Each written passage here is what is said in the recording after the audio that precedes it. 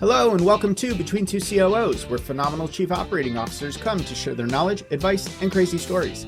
I'm your host, Michael Koenig, and I'm excited to welcome our guest, Holger Seim, the co-founder and chief executive officer of Blinkist, a company that's on a mission to create, as the New York Times aptly put it, a tool for acquiring and absorbing as much information as possible in as brief a time as the human brain will allow. Holger and his team have gone about doing that by creating a catalog of over 5,000 nonfiction books that they've turned into 15-minute summaries of the most important parts. And they started doing it with podcasts as well, so that 40 hours of backlog podcasts that you have, that could just be a handful of hours instead. 10 years ago in Berlin, Holger and his co-founders started Blinkist and are now in the pockets of more than 21 million users, mine included, which is one of the reasons I'm so excited to have Holger on. Blinkist has raised nearly $40 million in venture capital firms like Insight Partners and Greycroft, but with 21 million users, I'm guessing they don't need VC dollars to keep breathing and are probably operating well into the black. Holger, welcome. I'm excited to have you on. Thanks for having me, Michael. Excited to be here. So there's so much to cover, but before we get into it, tell us a bit about your path. Why start a company? Why Blinkist? And how did you find yourself in the CEO chair? So my passion for entrepreneurship goes back into school. I think when I was 12, I started to trade CDs or stuff like that. So I had my first small businesses, if you will, in school. I was organizing proms at school. I was always, doing extracurricular activities with business plan competitions and stuff like that. So I always had a passion for business and organizing stuff and doing stuff and also earning money. And when I was in college, I found friends that shared this passion, and we started a student consultancy together. So we formed a group. We got more students on board, and then we offered our services to companies as a consulting firm, basically, but cheaper and with students. That worked quite well, and from 4 guys who had this idea to 50 students who were excited about this and acquired a lot of projects and earned money with that, was just 12 months in between. And that's when I realized this passion. It's not only a passion, but it's also a skill that I have to start something from scratch on a green field and get people behind me to follow me and build something with me. And this consultancy still exists. So it's handed over from basically cohort to cohort in that university. And with a couple of those friends that I started this consultancy with, we realized, we should do that on a bigger scale after university. We're still conservative enough to say after university. So we weren't the guys who say, let's drop university and start something right away. So we finished university, and actually after university, we didn't have the right idea. So we all joined different jobs. I worked for T-Mobile here in Germany and also in Seattle in the US because I really liked their vision and mission then, and thought the CEO they had on back then was great. But throughout these early months of being employed, we continued to frequently meet, think about ideas, and eventually we had the idea for Blinkist. And the core idea behind Blinkist, the initial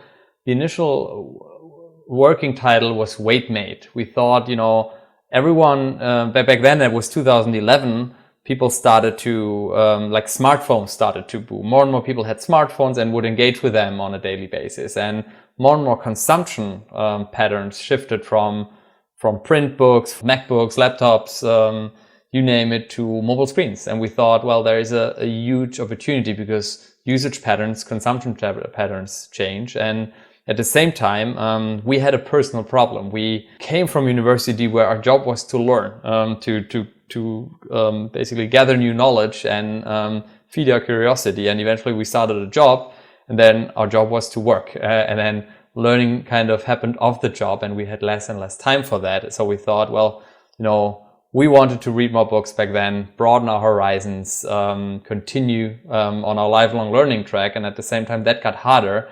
And then we realized, we spend all that time on a smartphone. So why don't we build a service that helps you to build a lifelong learning habit, basically, to consume something meaningful that helps you grow personally, professionally, broaden your horizons, dip your toes into different topics while you're on the go, to fill those little times when you check your smartphone anyway. So that was the initial idea. Working title, Wait Mate, a mate that helps you to fill your waiting times with something meaningful. And eventually we explored that idea further. We got a lot of confirming, information of others liking the idea, et cetera, et cetera.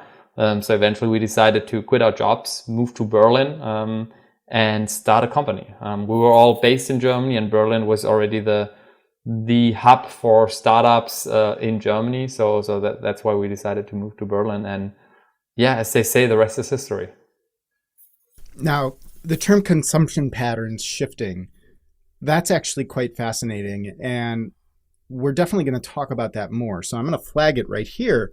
But also, I think there is maybe another correlation, which is the move into offering Blinkist to companies, where it's not necessarily consumption patterns shifting, but consumption mediums and methods. You talked about how there's this changing of the tide where you need to learn when you're not working. And there seems to be a changing of the tide right now with companies really starting to invest in continuing to learn. Is that something that is, and I'm jumping way far ahead here, but in terms of Blinkist for companies, is that one of the things that is those secular tailwinds that are perhaps driving the company towards that? Definitely. We haven't had a conversation before, but you have a crystal ball there. It's definitely a trend that is very meaningful for us. We initially, when we started Blinkist, and also in the first years, we focused on consumer because we believe that the big opportunity is consumer. Ultimately, we will only build a huge company if we build something that people want to use and use habitually in their daily lives. And the more we grew, the more inbound requests we became from companies, because managers of companies would be a customer of ours and then think like, I want to have that for my team or for the whole company. So we got these inbound requests, and in the early years we responded to them, just informally. We had one person who dealt with that on 10-20% of her time, but actually last year we decided to double down on that, because that's when we realized there's so much budget in companies, such a big need, and we have such a unique solution to contribute to that. It's a very fragmented space. There's so many corporate learning solutions out there, but we have a really unique solution to add. So we decided to double down on that, hired a more experienced enterprise salesperson to build a team to lead that. And that's one of the fastest growing parts of Blinkist right now. It's still early days, so compared to our consumer business, it's still quite small. But if you look at growth rates, I'm very, very confident that this will be a meaningful part of our business in no time. And it's a much lower barrier to entry in terms of employees actually sticking with something, right? Whereas, okay, say we give you a stipend, we being the company, give you a stipend to go take a Coursera course. Okay, that's many weeks. You have to stay motivated, disciplined. If you miss that week, then you got to go back. Then you become totally demotivated and you stop doing it. Companies wasted money. You've wasted time. Whereas with Blinkist, plug and play. You download a book you're interested in, and then on your way to work, 15 minutes, you're done. So I love that about Blinkist there. Well, I'm glad to hear that. I couldn't sell it better. I'm sure you can. You're the CEO. Okay, so sometimes some of those ideas seem really simple on the surface, but when you dig in, there's a lot more complexity than you imagined, right? So let's set aside the tech, for instance. On the surface, the concept of Blinkist seems quite simple. You read the books, create a 15-minute summary, and then record the summaries. But I'm guessing there's a lot more to it. You're bumping up against Amazon with Kindle and Audible, and probably Google and Apple in some capacity. And then you have the publishing industry and all of their IP protections. How are you competing in the face of Amazon and Google? And how is the publishing industry reacting to Blinkist? Yeah. So where do I start? Obviously we had a lot of challenges and still have a lot of challenges. It's hard to build a consumer business. And it gets harder every year because you mentioned it's not just the big companies. There's so much noise out there, so many so many companies trying to compete for attention, so many podcasts trying to compete for people's attention. And it's challenging, and it costs a lot of money to stand out in that noise. A lot of marketing bugs. The marketing doesn't get easier in these days with all the VC money being in the market. There's a lot of competition, so our CPMs increased year over year. Got harder to track with Apple's recent ATT introduction, etc. So I think one core challenge is getting people's attention at a price that is low enough to make for an affordable business model. That's a challenge we don't just share with the big companies, we share with every other company as well. I think the way we respond to that, we have a quite unique solution. We entered market when we started Blinkist, it was rather a blue ocean. Audio wasn't a thing, and to be fair, we started text only, and we added audio versions end of 2014, and it was also the time when podcasts started their journey or their trajectory that they're on right now. So, but it was a fairly blue ocean back then.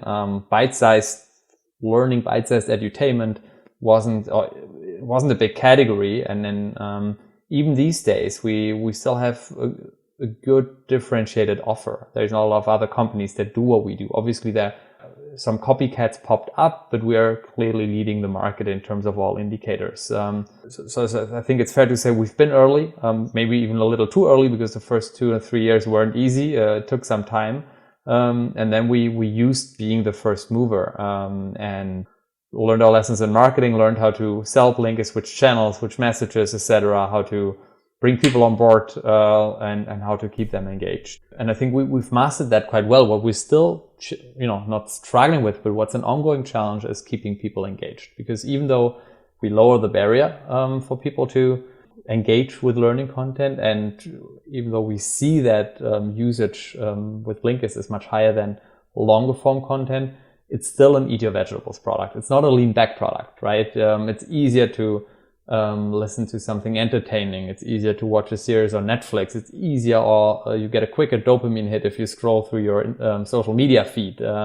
So Blinkist is still a lean forward experience, and that requires some extra tweaks to get people motivated. And that's an ongoing challenge. So to keep people engaged and to really deliver on that promise to help you build a habit of learning. And I think that's the biggest challenge. And this challenge is, regardless of competition, that's a challenge that we just have with human psychology, if you will. And other than that, you asked about publishers. There was an uphill battle in the early days. It gets easier as we grow. I think initially publishers were concerned that what we're doing is cannibalizing their book sales. People will start to listen to the blinks and then don't buy the full books anymore. We have lots of data that this is not true, and that was also never our intention. We are avid readers, we're book lovers, but everyone is aware there is a discoverability problem. People don't know what to read, and we also know that there is a time problem. Even though we're interested in so many things, we can't dig into everything in depth. And then it's better to say, well, there's some topics where you can dig deeper, but then other topics you're interested in, it's better to offer a lower barrier format for people to at least dip their toes into it. So, and we see that's how people use it these days. They use it complementary to reading books. They use us to discover broadly and to dip their toes into different topics, and then to discover or to find the titles that are really relevant, where they say, I want to spend 8 hours with this title to dig deeper, and then they go on, read or listen to the full book. And more publishers get that now and are willing to work with us. Still not all. It's still a constant conversation and negotiation with publishers, but we've come a long way since we started. By the way, I'm another data point there. I've purchased several books after listening to Blinks.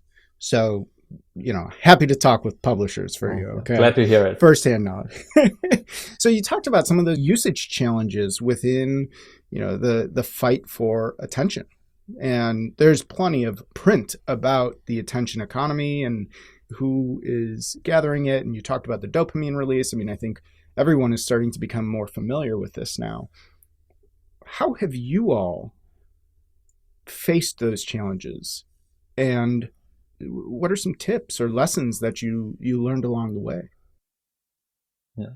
So, we're facing this. We don't have a problem top of funnel. It's not easy, but we've mastered how to attract people who are interested in what we're doing. And also, we get a lot of them to subscribe and to give us their money and say like, look, I want to use this. I'm excited. And then we see, a lot of people being really engaged in the first month, listening to all those titles they always want to listen to. But then some of them, or too many for my ambition, drop off after month one. So too many don't build a continuous habit, because ultimately they get distracted. Life happens, a new service pops up, and they forget to use about Blinkist. When we ask users, they can't name something they didn't have a particularly bad experience, but something, somehow it didn't stick with them, and there was something distracting them to keep going. And that is obviously, it doesn't happen to the majority of our customers, otherwise we wouldn't be in a place where we are today. But my ambition is to serve everyone who gives us money, and find much more, and build a really big business that makes a dent. So that's our challenge. And what we've learned is, content is at the core. Ultimately, the content needs to deliver. Ultimately, the content needs to engage you and get you out of passive listening mode. Get you into you need an aha moment, something that wows you, something where you think that's really interesting. I can use that to improve this and that, or I can share it with my spouse because it's relevant for her, or I can just this moment when you read something interesting and then you meet a friend at dinner and you can share some interesting trivia. All these things, all these real life applications of things you've learned through Blinkist, these create the value. And this is what we have to bring out even more, get people out of passive listening mode into actively reflecting on what they just heard, and making use of that in real life. And that doesn't always have to be to change that habit or to do something self-improvement wise. It can also be to just empower people to have meaningful conversations with others, be more interesting people. We all want to be more interesting. We all want to have meaningful connections, and meaningful connections are formed through communication, and we can contribute a lot of interesting stuff. Initially, interesting anecdote here. Initially, or some customers would tell us, also some negative feedback that we got from people who see in our ads. Well, this is just a tool for people who want to brag that they've listened to all these folks and just want to have the highlights so they can appear smarter. But why is that negative? Why, if we give people something that that is interesting for them, something that makes them better conversation partners, what is bad about that? Obviously, we don't like people who brag, but it's not about bragging. It's just about being a more informed person, and then through that being a more liked person or more respected person. That's something good. That's such an inherent a core desire for all of us to be liked and to have meaningful connections, and we can contribute to that. And there's nothing bad about that.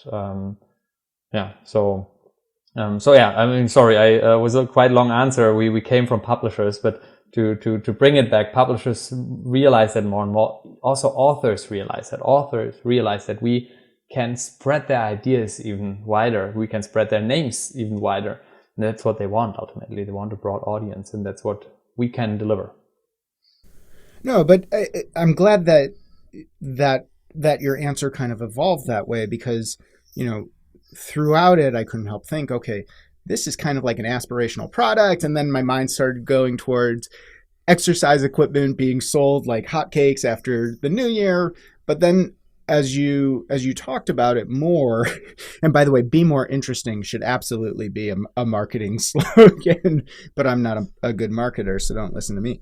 But with each book that you read, it opens a different perspective in your mind, gives you a different lens to think about, whatever that subject may be. And while, sure, you might not be reading the entire book, you're still getting that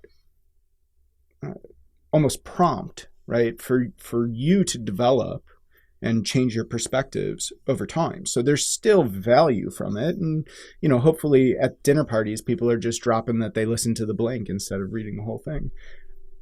Yeah, and that's what we see happen. Like no one, or only few people say probably they've read the full book, but they said like, read the Blinks or listen to the Blinks. And yeah, we can nudge, we can give thought starters. We can nudge people to think about something. We can set a learning path in motion. And sometimes that learning path means you go on, read the full book. Sometimes it means you go on, listen to a TED talk of that author or to a podcast of that author. And sometimes a learning path means you bring it up on a conversation, and then your friend shares her perspective, and then you talk about it, and that creates learning and deeper reflection. So we can be the starting point for deeper learning. Blinkist in itself is not deep learning. I talk about Blinkist as an informal learning tool. We can't teach you how to code, and we can't replace a Coursera or full book if you really want to go deep into something, but we can create relevance. We can help you discover why certain titles are relevant for you, and then be that starting point for you to go on a journey and go deeper. And that's and there's a need for that. That doesn't exist, or it exists in very fragmented solutions. Some people use YouTube for that. I think TED is a good example. Some people use TED for that, but there is no, and also all podcasts. I think podcasts serve a similar job to be done. So I'm not saying Blinkist is the only solution to that job to be done out there, but we are one solution that is very relevant for a lot of people. So let's switch gears. Let's talk about the venture funding that you raised. VC evaluate opportunities and risks all day long. During those early days, did you hear the word no a lot from investors because of the potential threats posed by the likes of Amazon and these other monstrous behemoths? I mean, we heard a lot of no's from VCs. I think you hear 95% no's and only 5% yes, but also you only need that one yes per round, and that keeps you going. The reasons for the no's changed over the years. I think initially no's were people did not believe that we can monetize digital content, because it's hard to imagine now, but if we go back to 2012, 2013, digital subscription models weren't a thing. People were used to free content through all the news that posted their content. Paywalls weren't a thing. So a lot of VCs doubted that we can monetize that we can find enough people who are willing to pay for that versus expecting that this is free. Some thought the unit economics don't add up. It's not easy enough to acquire people at a low enough CAC. Others questioned the size of the opportunity, the addressable market, because obviously what we're building is not a category yet. Say like, for example, language learning. Language learning always existed. You have a market for language learning. That is, people take schools, people buy books, and then a solution like Babbel or Duolingo can say like, we take this market and bring it online, bring it on mobile phones. So you have a market size, and it's easier for investors to understand, well, that's a big addressable market. For us, short-form content, bite-sized content was not a category, was not a market. And obviously, we always argued with, look at all these avid readers out there, and we believe we can help them. So that should be our market in terms of people that we can address. And ultimately, some investors bought it, but that was always a quite challenging point to drive home in the early days. Some investors also said like, look, what if Amazon builds this tomorrow? So this competition question came up. But to be honest, the honest answer for every seed stage company to that question, what if Amazon or Google build it tomorrow, should be, well, then we're fucked. That's part of the risk. Pardon my French. If that happens, then we have a problem. But usually those big companies, they don't start with seed opportunities. They have other problems. They have so many big opportunities to follow, and they wait until some seed opportunities are actually have grown into mainstream opportunities, and then they are potential acquirers instead of just copycats. So so I think this question is stupid from investors in seed stage companies, but we also got it. And then I like to be direct and transparent, and my answer was, well, if they do it, then we have a problem. And if you invest in us, you have a problem as well. That's why it's called venture capital. Well, not just that. It's a novel idea. If they go ahead and do it, chances are it's because you're starting to eat their lunch. At that point, do we build it or do we buy it? Yeah, right? sure. So it's a good problem to have at that point. It means you've arrived. But I agree. Stupid question. VCs, if you're listening to this, stop asking us that. All right.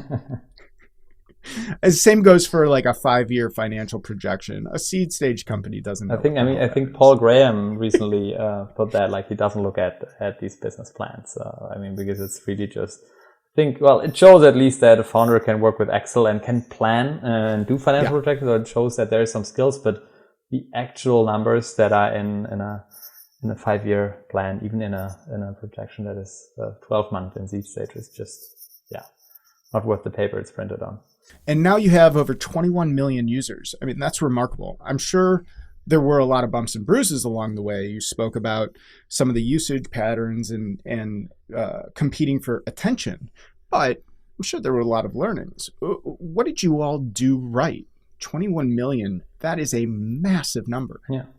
I think the biggest game changer for us has been going from text to audio. We started text only, and eventually, I can still remember summer 2014, we were visiting TechCrunch Disrupt in San Francisco. We were at this conference and talked to a lot of VCs, business angels, influential people from the Valley, and pitched our idea to get feedback. And 9 out of 10 people said something along the lines of, "This is a great idea. Is it available in audio as well?" And that was before the podcast boom. So that started later in that year. So we thought, well, if Silicon Valley always is a little ahead of the game compared to the rest of the world. So if 9 out of 10 people in the Valley ask us about audio, we should probably do audio. And so we started to build the capability, started to record our blinks, and that was a big game changer because that got us into an even bluer ocean. When your eyes are not busy, you can also watch a video. So the competition is just much higher. But when your eyes are busy, when you can only listen, the competition was much lower. I mean, you compete with podcasts, maybe Audible, Spotify, Apple Music, these kind of brands, but that's it. So that was a big game changer. It increased our relevancy. So being able to talk about audio in marketing made us more relevant for new users. It increased conversions. More people then actually decided to stick to it after a trial, and it increased engagement. Apart from that, in the early years, we had to learn our lessons, how to do digital marketing, how to track it the right way, how to set up a good stack that helps us to learn, to build, measure, learn quickly. So all these things that you can read in books about how a startup should be run. That's quite ironic, even though we have a service that delivers the key insights from books, and we read those books, we still made the same mistakes. So, and I believe some things you can read them even 10 times, you still have to make some mistakes on your own to feel them, to make it right. So we also didn't follow a proper lean startup methodology in the early years, and that all required some time. These were the first 2.5 years where we were finding ourselves, learning how to build a real business, figuring out all this stuff that I mentioned. And then, by end of 2014, we had audio, we had a good tech stack, a good tracking stack. We had understood how digital marketing works. We had found the right business model, the right pricing, etc. And then that created a perfect storm for us. And since then, we were able to grow quite nicely. So you and your co-founders started and operate Blinkist out of Germany and Berlin, as you mentioned. But you've achieved pretty decent market penetration here in the United States. How did that happen? Was it by design or happy accident?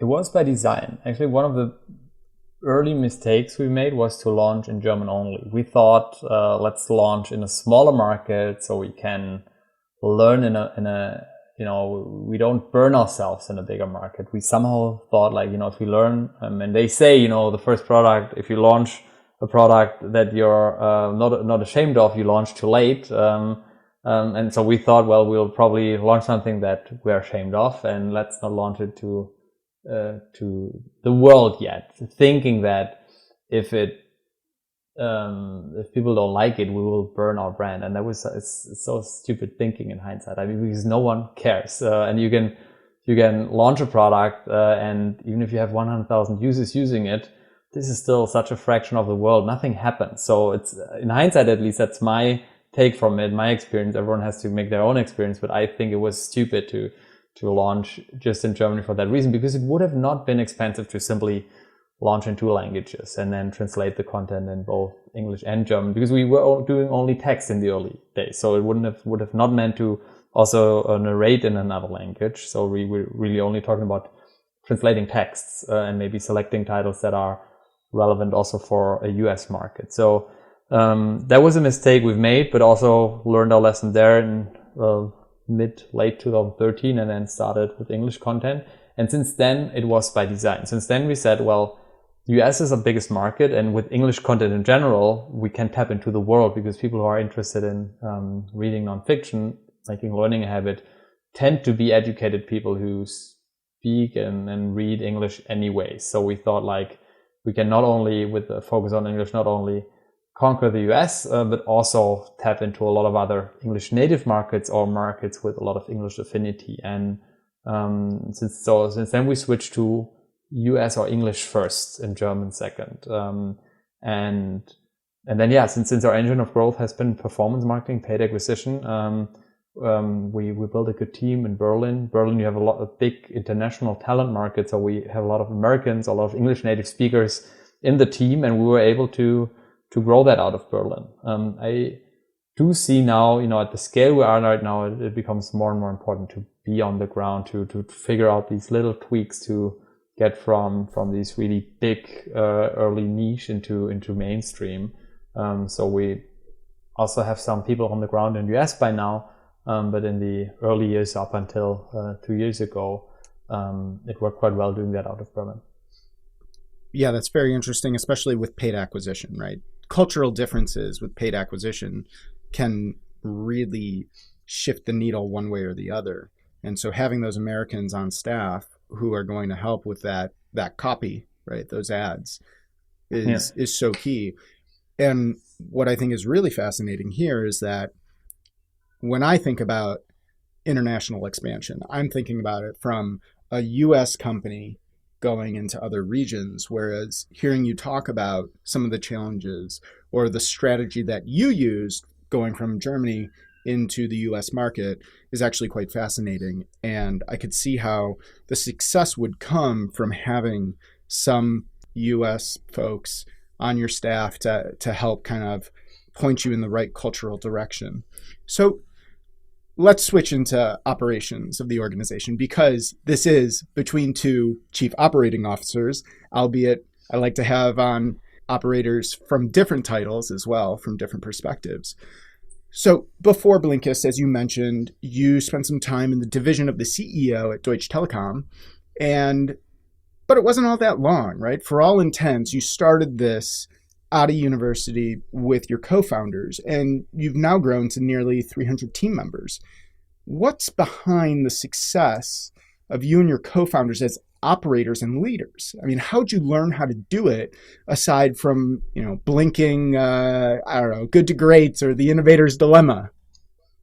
Yeah. So first of all, we're at 170 employees, not 300. I don't know where that information came from, but I think directionally it's the same challenge. And I'm a pretty practical person, so I learn by doing. I'm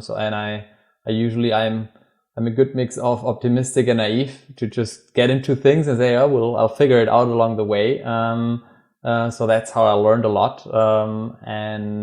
But also along the years build a support network, because it is challenging, and every year again I'm stretched, and I feel stretched, and it's not always rainbows and butterflies. It also sometimes wears on me, and I feel like, damn, am I still the right person for this position? Because these challenges, they say small companies, small problems, big companies, big problems, and I think that's true. It is a challenging job.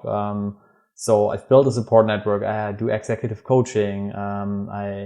My board supports a lot. We have an independent board member, the founder and CEO of Bubble, a company that always has been 3 steps ahead of us. They're a little older, and they've always been bigger in terms of revenue, company, etc. So he went through all the challenges that we also went through a couple of years before. So his name is Marcus. He was really helpful.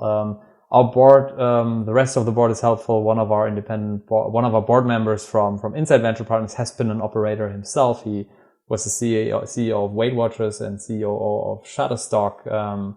And then other board members that are pure investors. Basically, they have a big network of other operators, so they connect me to folks.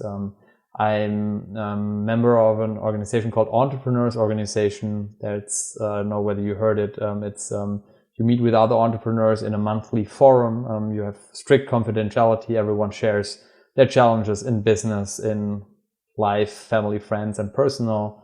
Both the highs and the lows, and then we basically share experiences and support each other.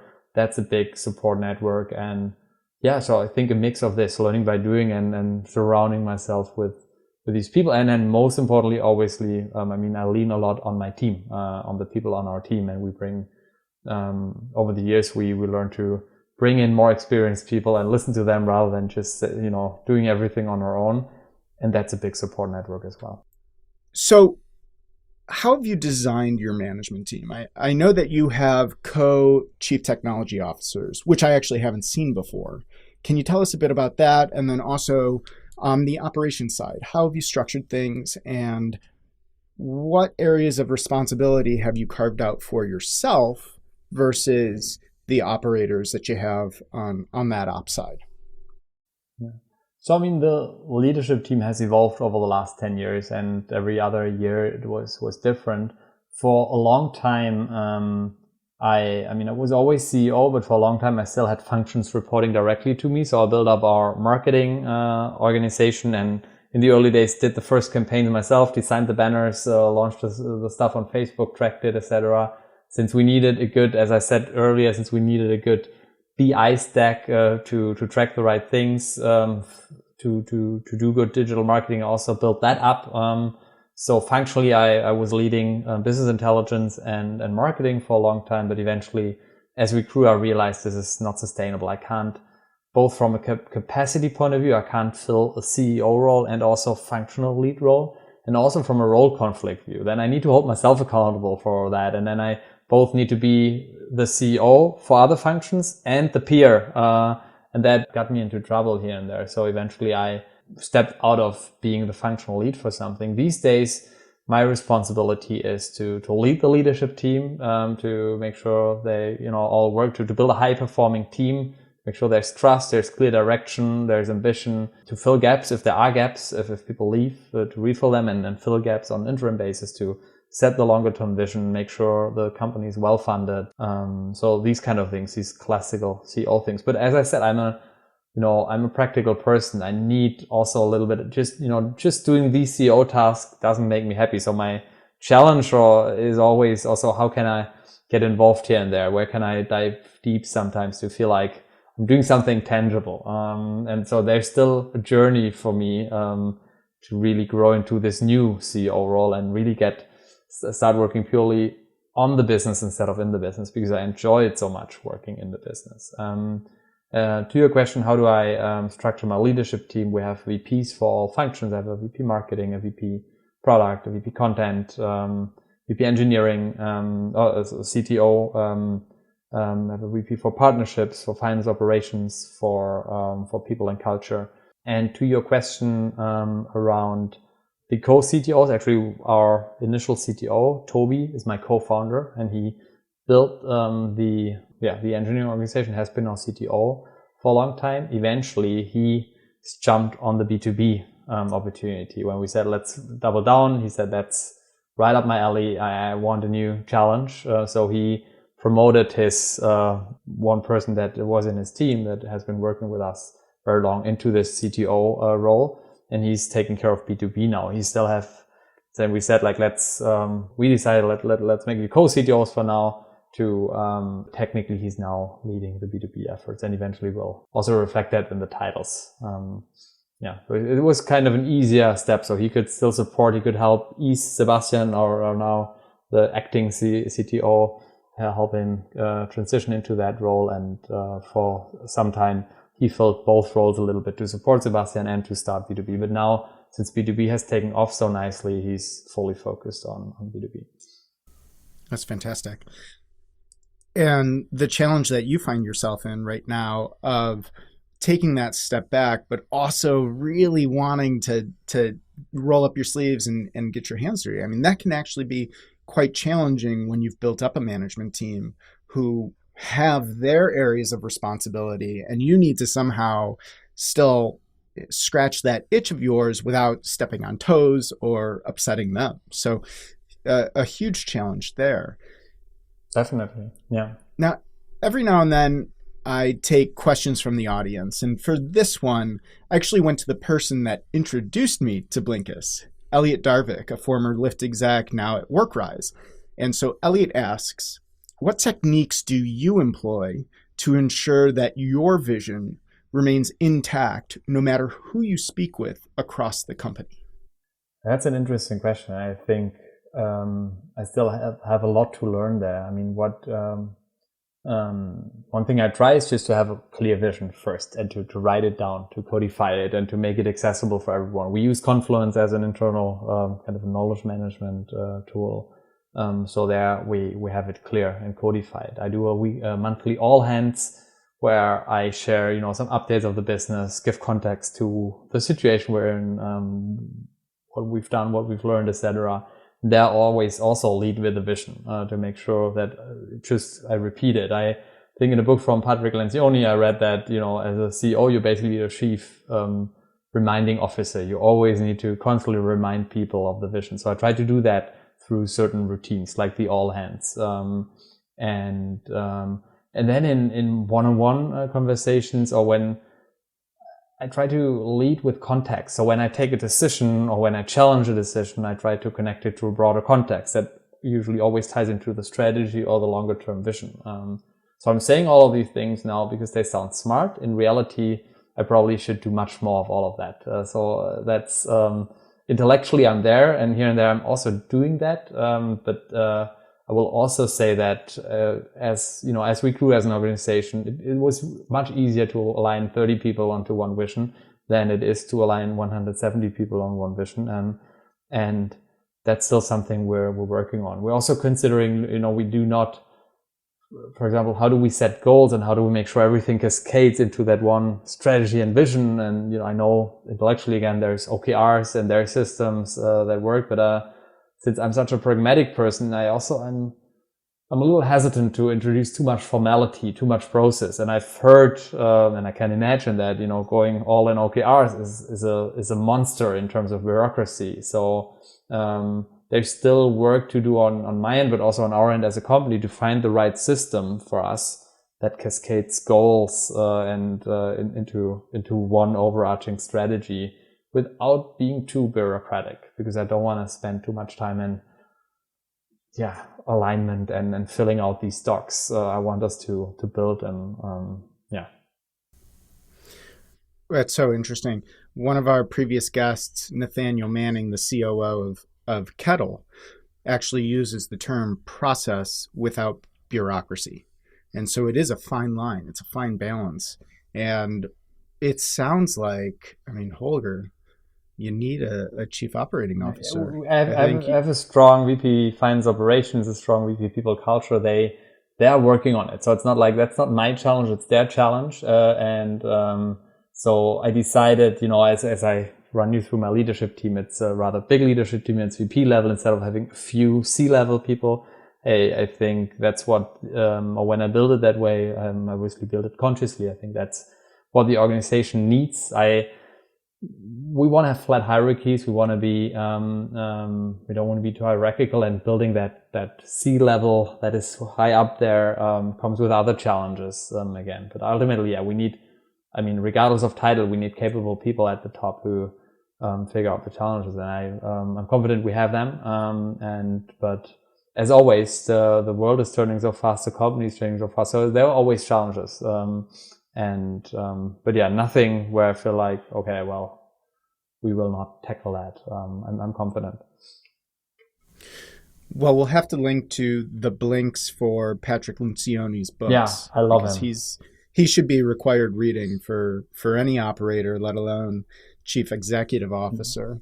So it's time for my absolute favorite question, right? We've all had those moments where that new problem pops up and you've thought, I never thought I'd see that. Do you have one that comes to mind that you can share with us? When I think about it, and maybe, well, I think I can share that. It's, now when I say it, I can smile, but back then it was really awkward and weird.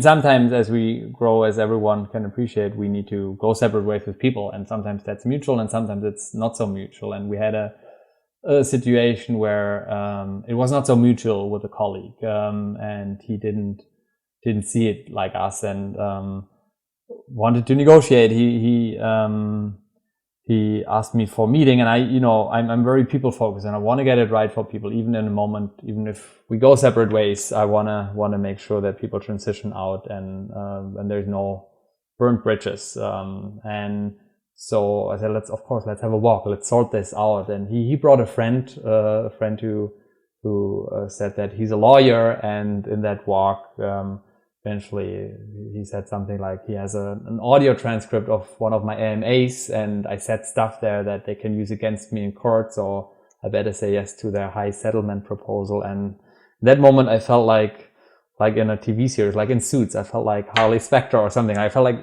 is this really happening? Am I being blackmailed now with an audio transcript of something?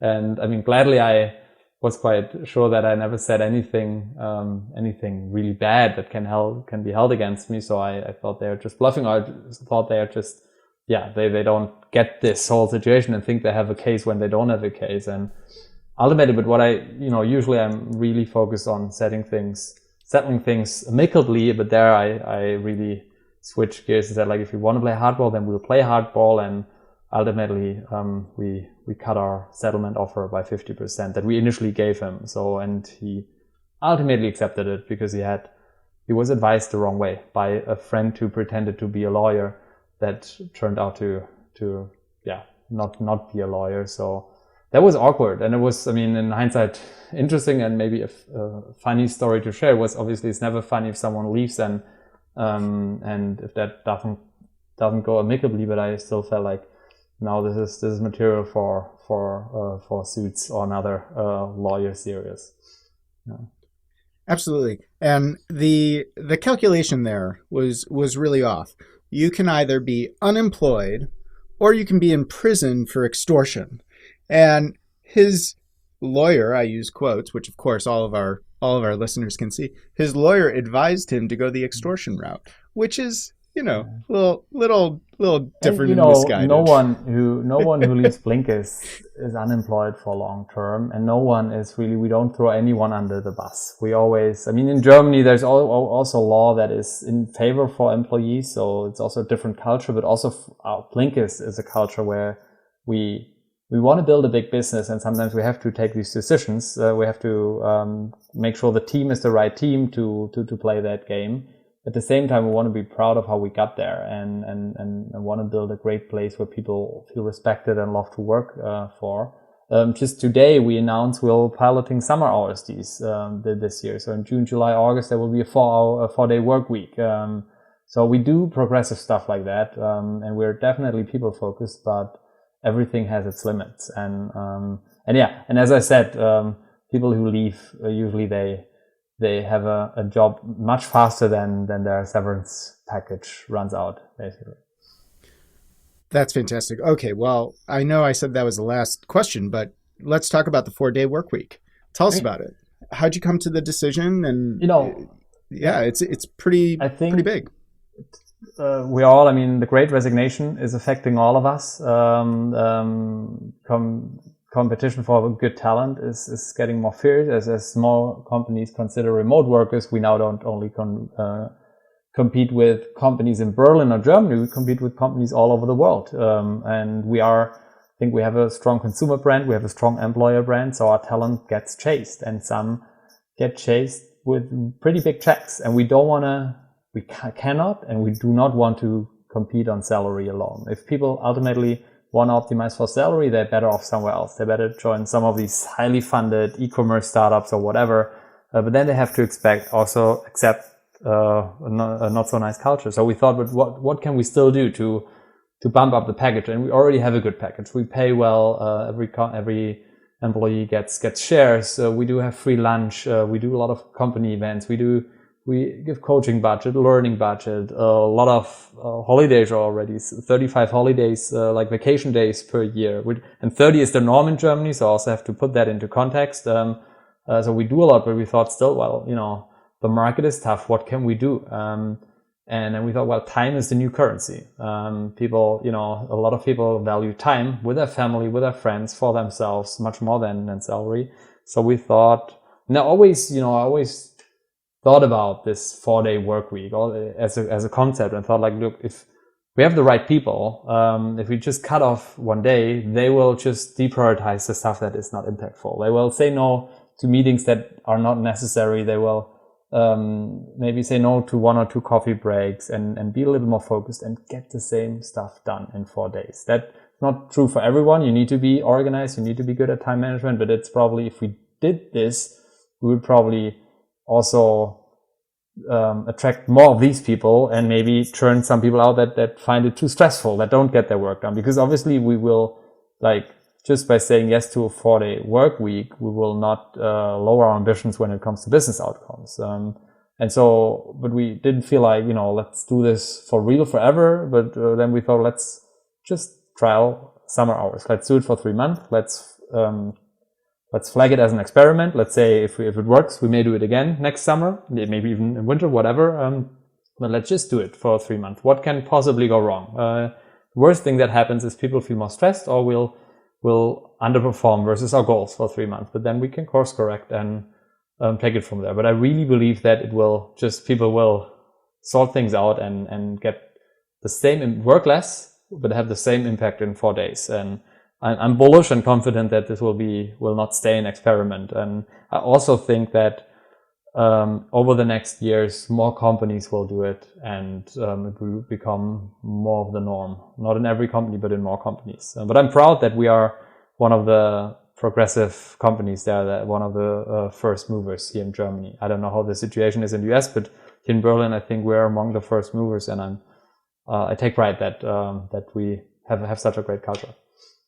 That's phenomenal. And so, has there been any thought or discussion around changing those goals, those milestones that you need to reach, with regards to taking the work week down to 4 days? Because you're essentially removing 12 days, right, which can be quite costly. And is the goal then to work less but achieve the same amount? Yes. So there has been a quick discussion. What does it mean to our ambitions? And I said, but everyone agreed, I didn't need to make a case there, that this will only work if we keep our ambition high. Because this is, we are in a competitive environment. There are always people who are more hungry, who work harder. So we can't just say, look, we'll take it easy, we'll lower ambition. The hypothesis is, and there's also a lot of, research on it. It's not just, we're not making that up, but there is evidence that, I think everyone who listens to this podcast will agree, we waste a lot of time in unnecessary meetings, in unnecessary alignment loops, sometimes in just procrastinating.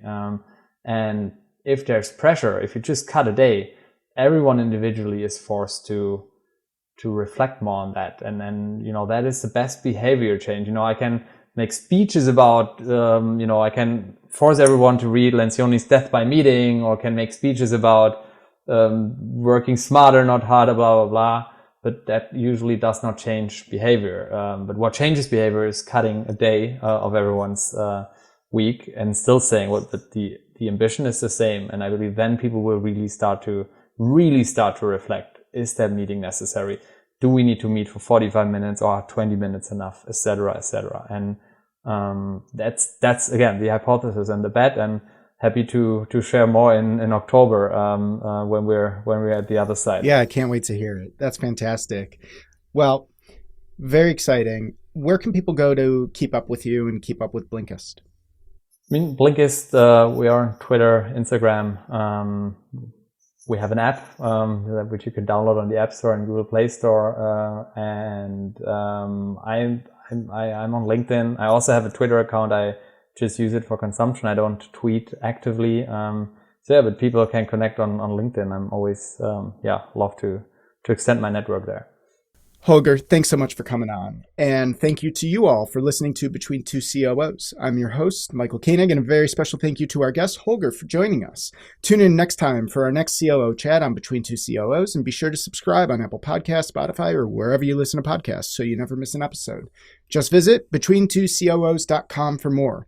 And if you have a minute, please leave us a review on Apple Podcasts and tell others about the show so they can get great advice from phenomenal COOs. Thanks for listening to this week's episode, and tune in next time. But until then, so long. Hey, everyone. I checked in with Holger a few months later to find out how their summer 4-hour workweek experiment went, and it was a success. His team accomplished all of their goals despite only working 4 days a week, and it increased employee engagement significantly so they could take full advantage of enjoying those summer months. In the fall, they did return to a 5-day workweek as planned, but they're strongly considering a repeat 4-day workweek in the summer of 2023. See you next time.